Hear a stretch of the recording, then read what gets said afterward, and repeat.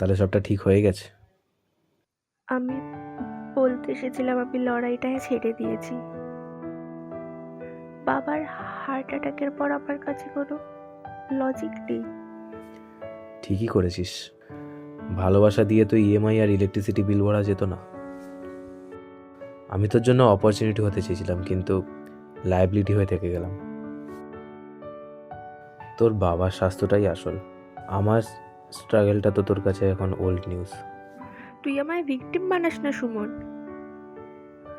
তুই সাকসেস পেতে চেয়েছিলিস, তুই আমায় ধরে রাখতে পারিস নি বলে এরকম সবসময় বলতে পারিস না।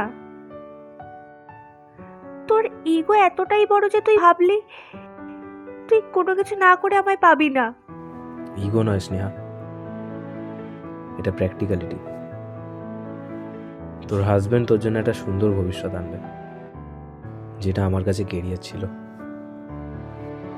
আমি যদি তোর পাশে লুজার হয়ে দাঁড়াতাম, তুই হয়তো আমাকে আজ ভালোবাসতি, কিন্তু কাল ঘৃণা করতি।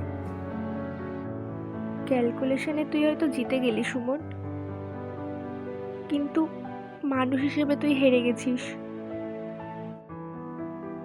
ভালো থাকিস তোর কেরিয়ার নিয়ে।